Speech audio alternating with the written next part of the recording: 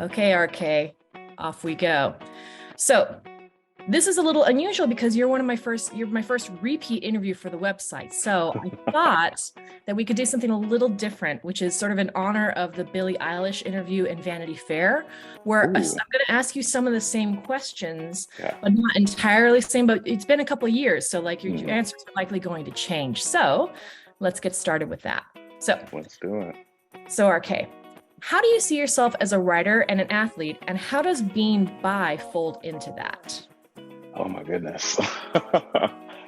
This question is something that I think changes so much just because identity, especially for me, is so layered. And the intersections at times blend, and at times they might seem at odds with each other, but they're all married versions inside myself. So, I mean, I see myself now as just kind of like this multi-talented, multifaceted, interested person. And, I think that there's a way to express that on the field. I think there's a way to express that in your writing. I think there's a way to express that in your advocacy, in your relationships. So the lines are definitely blurred. I love all of the titles, but at the end of the day, if I had to give my 30-second elevator speech, I'm just me. And these are characteristics and values that are just pieces of a whole, if that makes sense. Oh, absolutely. It's just different facets of the same diamond. Yes. So it's been nearly 4 years since you released your coming out article on ESPN. What has your experience been like being out as bi since then, especially during a worldwide pandemic? My experience honestly has been, for the most part, amazing. I've experienced so much joy in these 4 years than I have really for a lot of my life, or at least joy that feels to me the most genuine and the most true to my soul, being able to still, be involved with the NFL and with football as an out bisexual man, being able to talk about bisexuality and the erasure that for a long time affected how I viewed myself and how I educated myself on my own identity, to be able to write and to share that writing with people. All of these things have really flourished and, to me, found genuine roots, which makes them just grow so much deeper. The pandemic was rough, I think, as just a human being, in society, in a society trying to figure out and navigate, and, with friends and family, losing friends and family, and having people struggle. It was definitely hard, but I felt like I was able to show up for people in a way that I never had before, just being so in line with myself, first and foremost, making sure that my cup was full so that I can pour into others. Absolutely. Beyond what you write about in your memoir, is there anything surprising about you you'd like people to know that maybe isn't part of your public persona? Oh my gosh, surprising about me. Oh my goodness. I don't know. I would love to be a little more mysterious, I think. I would say this is something that surprises me, that it surprises other people. I'm very much an introvert. Like I know that I'm using my platform, that I do a lot of public speaking. I love talking and meeting people. Like, don't get me wrong, human connection is something that I value so much now. But I'm very much an introvert. Like, I have to gear up mentally and emotionally for whether it be interviews or nights out or speaking engagement or just like meeting new people. I literally plan, like, after doing press for my book, The Yards Between Us, like, okay, I'm going to come home and not do anything for 3 days because I know I'm going to be just on E.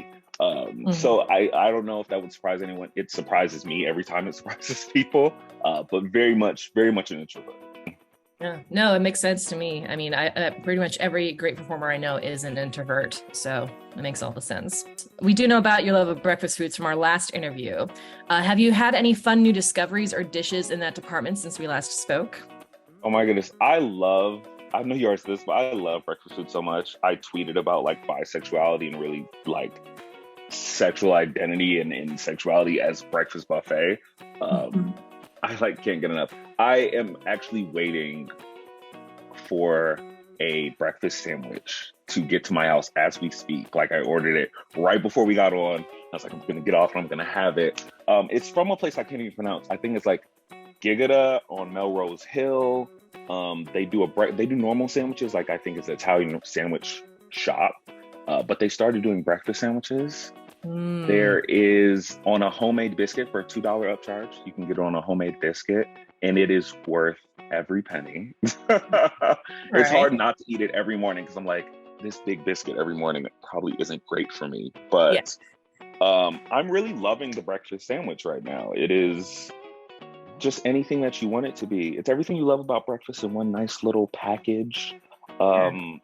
I love it. I'm the same way. I love breakfast burritos and breakfast sandwiches more than I love most people. So Same. get every last bite of that.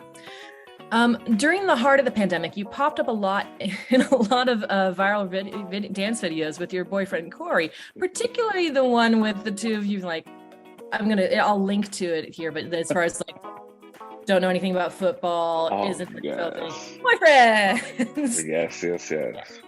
So, did you help create those videos as a way to stave off boredom, or did these videos end up help you find a whole new audience with your work as well in the TikTok generation? Oh my gosh. I think much like coming out and much like a lot of the things that I did in the earlier part of my coming out life, was you rooted purely first in like joy and happiness for me. You know, same with coming out. A lot of it wasn't really about at that moment making this huge change in sports or saying this huge political statement. It was really just a person trying to survive and be happy, accept themselves, and the things that were reverberating came from it. The things that I even believe now are my life purpose were beautiful kind of like byproducts of caring for myself. I would say the same was with TikTok in that time. It was really a way for my partner and I to experience just joy in a new format, and to show our own love and our own pride, really just for us and to have fun. The things that reverberated from that were, of course, I think the young LGBTQ plus people who never felt like love or like joy was in their future, or who just didn't have that visual representation where they are. All of that feedback initially was great, and to find new people to connect with, new football and sports fans to connect with, all just beautiful byproducts of really just wanting to live my life with my partner and have a little fun and dance in front of a phone in a time where we really couldn't do anything else. Finding joy with your partner during a pandemic is a special kind of comfort, so I get that. Since coming out, you've done a lot of new writing, even besides your memoir, with sites like our sister site, Queer Majority. Yeah. What has that experience been like for you? Do you feel like you have a new or undiscovered vantage point you've been able to bring to your writing since then? I believe that maybe not a new vantage point, but I do feel like my voice and my POV is getting sharper and like more pronounced. Like I feel, and it's funny because like in the earlier parts of writing and really sharing my writing with people, I would write kind of like in this haze and then read it back like after it's published or something, be like, oh my God, who wrote this? Like, who is this person? I think that kind of like dissociation is lessening. Like I feel myself being more present in the process. I feel myself being more valid in just my own ability and in what I have to say, and in my POV being both unique and somehow necessary.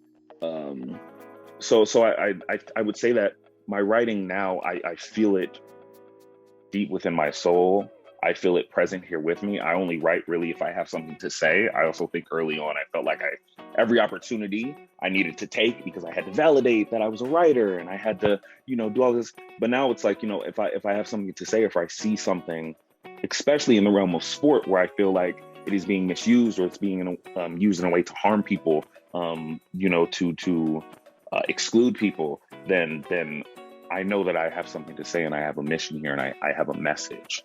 So I would say my POV is just kind of getting sharper, and it's feeling more like an extension of me than kind of like what I thought it was before. It was just like this talent floating around that maybe it was mine, maybe it wasn't, maybe I could use it, maybe I couldn't.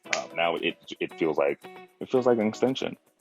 So you feel like honing your craft and with your particular vantage point and journey, you almost have a responsibility for telling certain stories then, or addressing certain issues?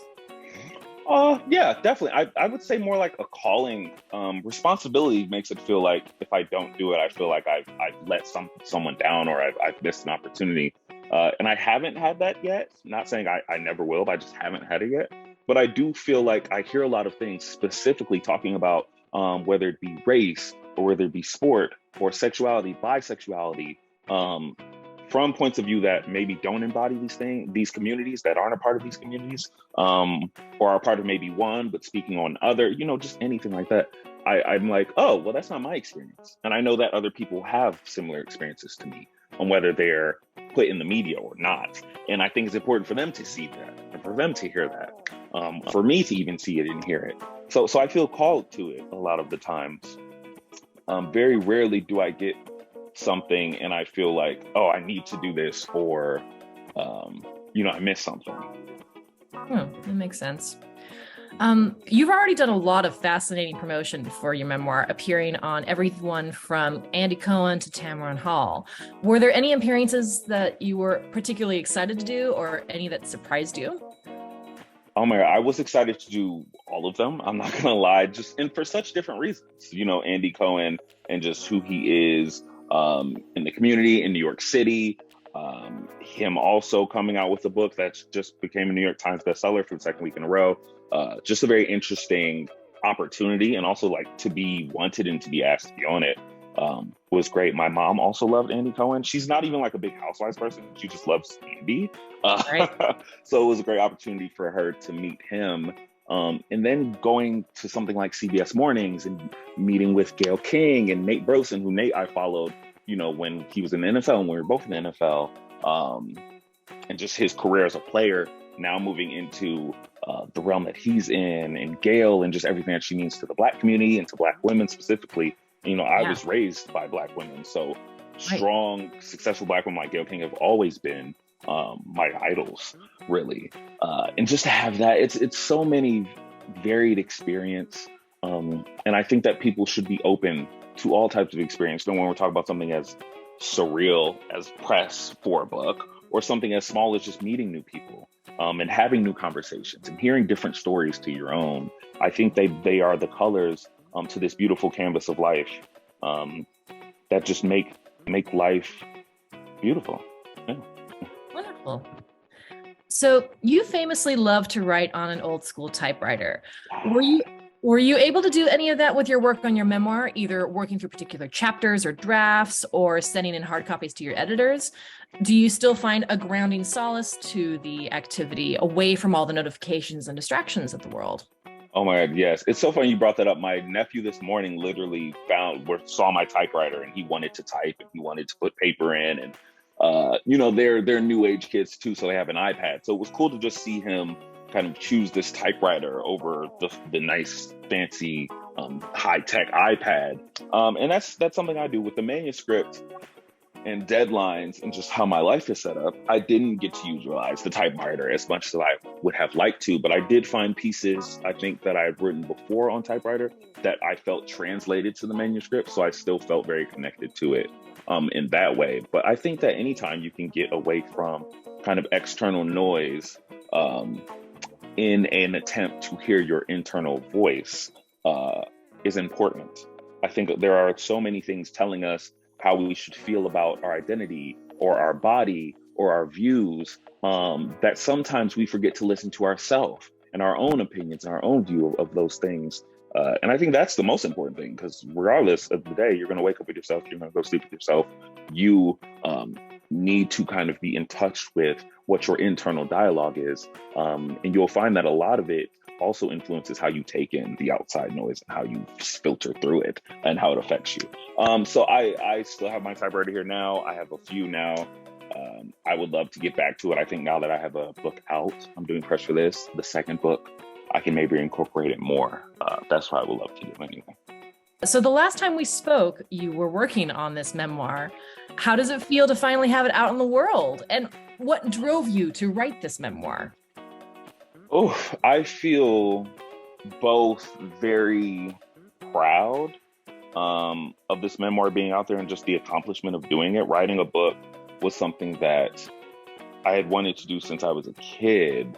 or really had interest in, but never really saw it as a goal for me. It was always kind of like this far out dream. And then adding on the layer of writing about my life, something that I kept very much secret and very much compartmentalized and only shared certain truths about myself and shrouded others. I never thought that would happen. I mean, maybe like when I was older and, I was like, fuck it. Sorry to say, like, I was just like, I got nothing else to lose. Let's go for it. So I'm just very proud that I did it and that I did it at this moment. But it's also a bit, there's like the vulnerability of it, which is both powerful and terrifying. I think it is terrifying because it's something that's so vibrant and so immense and so piercing. So there's a bit of it, to walk into someone's home and to see my face there and to know the contents of that book. At first, I'm like, uh-oh, okay. What's going on here? Why do you have this? Please don't have this. But also, it opens up a conversation for vulnerability, for genuine care, for empathy, which I think is the thing that we can all use a little more of in our day-to-day life. So both very proud, a little scared, but ultimately I love this book. I hope that other people, and that brings me to your next question is I wanted to write this book because I hadn't read anything like it before. I hadn't had something like this growing up. And I think little RK would have loved to hear about another Black bisexual football player. And I know that there are other people, both young and older, who that has been their experience or their journey or part of their identity, and they deserve to have that out in the world. And I do also believe, bringing it back to empathy, that there are people who don't embody any of those identities.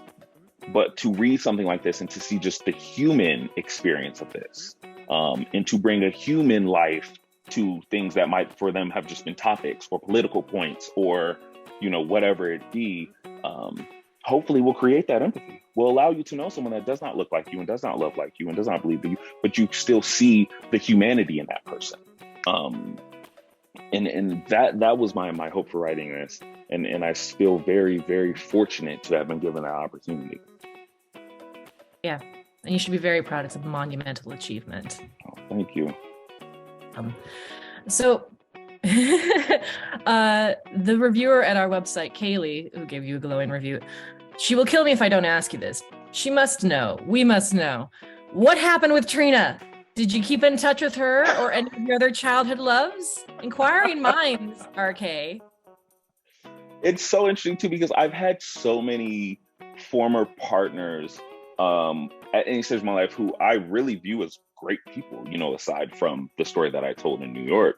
A lot of those people, I'm like, and then, that's what drew me to them, is they were very grounded, very real, genuine, good people.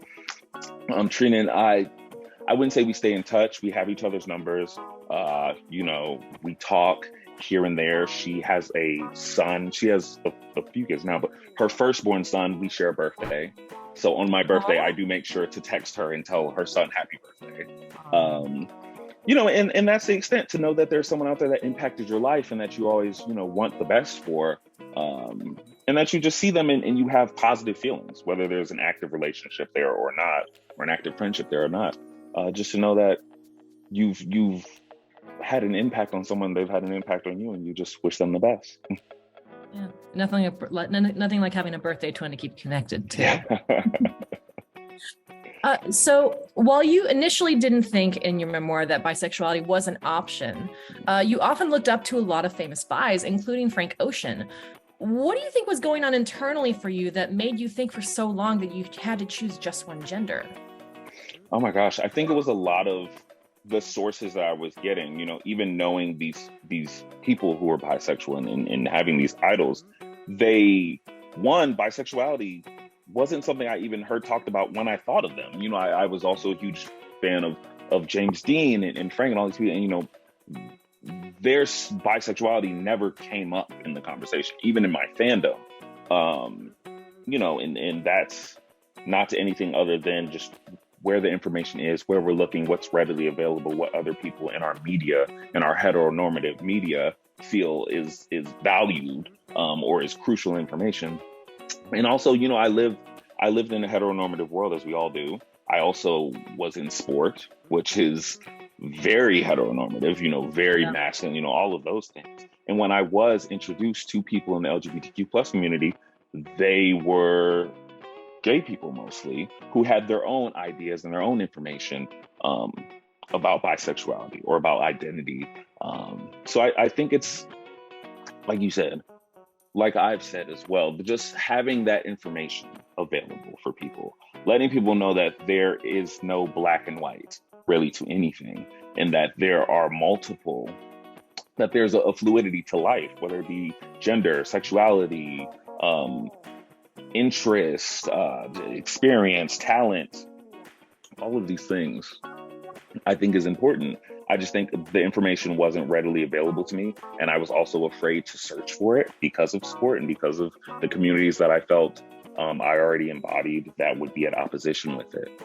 And, not to beat a dead horse, but that's why I feel so strongly about the arts between us. I want people to see the layers of identity and know that they can all exist cohesively, because they have been in people like me. Yeah. So how does it feel to be a historic first in the queer history of the NFL? Where would you like to see queerness in the NFL go from here? Now, you touched a little bit on this on Andy Cohen, but I know you had to do like an elevator speech first. But please feel free to extrapolate. I will say I did not expect to be the first. Like, that idea didn't even really cross my mind until the headlines came out and said it. Being the first, I feel like, for me personally, I just didn't want to be the last, or I didn't want to be one on a list of 10, or I didn't want to, the fact that we can so easily, especially in the NFL, look back and find a quick summary of the people who have come out, whether it be, past, present, or future, retired, former, or active, to me just didn't sit right with me. Like I said, kind of having that calling to be like, okay, what do we do now? Now that you found happiness, that you found love, that you feel that you can breathe, what do we do for those others who have not found that, who feel like they're suffocating, who feel like sport, something they love, is a big contributor to that. So to be the first, yeah, it's definitely an honor, but I feel it also is like it's brought me to my calling, just to not be the last. And when we talk about, I'll talk specifically about the NFL and male sports, because I also will say female professional sports in terms of LGBTQ plus inclusion are far, far, far ahead of female sports. In terms of a lot of things, actually, are far ahead of male sports. But for male sports and for football, there's a lot of focus on professional players coming out. I think it's because of the platform and the brand and in the visibility. But we have to also remember that football doesn't start at 21 when you're drafted. That any homophobia in any sports league does not just pop up once you start getting paid a lot of money to play this game. It happens when you're a little kid at the playground, and you pick up a football for the first time, and another kid or a young coach or whoever tells you what that means. The type of people that can pick up that football and play, and the type of people that can't, that are not welcome. The locker rooms that you walk into in high school, in middle school, that either feel warm and inviting and like a family, or that feel divisive and scary, and like a place where you need to change or assimilate to be valued. The goal for me is not to have, all the closet NFL players come out. That would be great. I love that. I am also seeking that environment. But my first initial goal is to have LGBTQ plus youth stay in sports, stick with sports, find community, love, and acceptance in sports, and that out players go into the drafts, that out players become draft picks and free agents, and you don't have to wait till you're set up financially, or that you're a professional, or you've achieved that dream, or you're retired to come out. You speak often about seeking out chosen family in sports as a child growing up. Since coming out, have you been able to build a queer chosen family that supports you away from the sport? Or are you at this time more focused on repairing your relationship with your quote unquote, your blood family, your real family's relationship for your wanted community? I mean, I'm bisexual, so I do it all. You know, I have found queer family outside of sport, specifically here in LA. I've also had the pleasure and honor to know, learn, love, respect, and invite in more trans family, which I feel is vitally important to my own story, even through the lens of sport and everything that's happening in the community, in our society, to exclude trans athletes from sport and from leagues.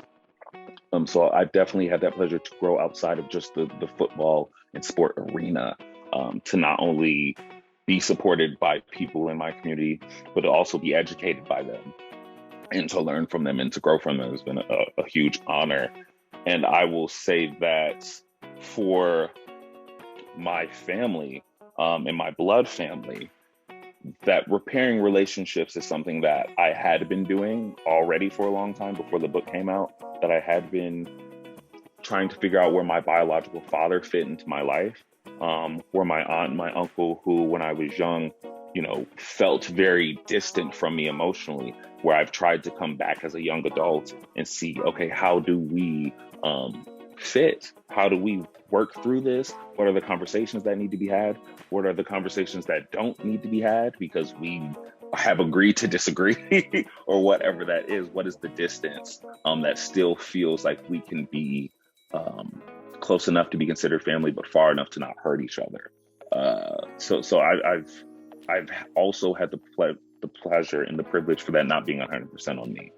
You know, I mean, like, it is, if anyone wants to repair a relationship with me, they also have to do the work. Because if it was 100% on me, then it probably wouldn't happen and it wouldn't work out, and that's already setting me up for failure. So I've been doing both. I've been doing it all. Beyond the memoir, are there any future or upcoming projects that you're excited about that you're allowed to talk about? That I'm allowed to talk about? Yes. Oh my God. I'm so glad I'm allowed to talk about it, because it's been a long time where I couldn't be. The memoir, The Arts Between Us, my memoir, is being adapted and developed by Sony Pictures in collaboration with Gabrielle Union and her production company, I'll Have Another. I've been fortunate enough to talk with Gabrielle Union and to have her also want me and support me in co-executive producing and co-writing the series.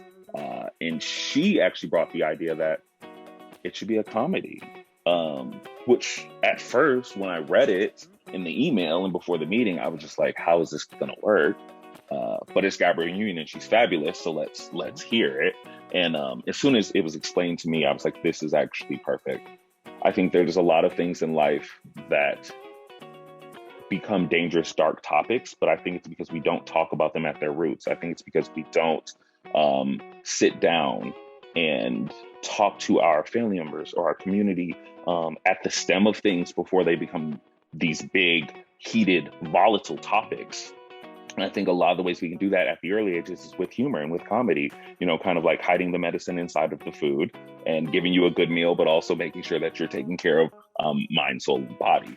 And comedy was a great thing. I've also experienced so many comedic things in my life, and I am personally over the traumatic coming out stories on TV, the trauma and the hardships, and how grueling it is. Because yes, that's very true, and that is represented and can be represented more. But my story is not necessarily just that. I want to talk about the good times, the fun times. I want to talk about post coming out. I think coming out for me also, it was like, that's great, I'm happy, but like, what do I do now? And I think we should represent what it's like after coming out. You know, that you're not just this fully evolved person that's done all the work and now it's just the happily ever after fade to black, that you're still kind of a messy person if you are. You're still learning, and you're still growing, and you're still trying to figure yourself out. And all of that most of the times can be humorous because the human experience can be can be crazy. Yeah. So that's kind of the upcoming project that I'm focused on now. Congratulations. Okay, that's really, Thank really you. cool. And I appreciate also from both the community and writer point of view, just seeing queer stories that are not just the typical coming out narrative, because it's so often seen by the straight community and is most understood for them as far as like a basic conflict, but there's so much more than that. Yeah. So, I want a bisexual main character. Like if we just to switch to TV and entertainment, a bisexual main character who is not just defined by the people that they sleep with, but by how they feel about themselves, how they see the world, how they see whether it be intimacy or attraction or love or just the beauty of another human being. I think that's really important. The side characters are cute, but I'm ready for a main character. Yeah, we're ready for a main character moment. All right, so one final question. RK, is there any advice you would give to a younger version of yourself or to young queer people on their way to coming out that you wish that you had known?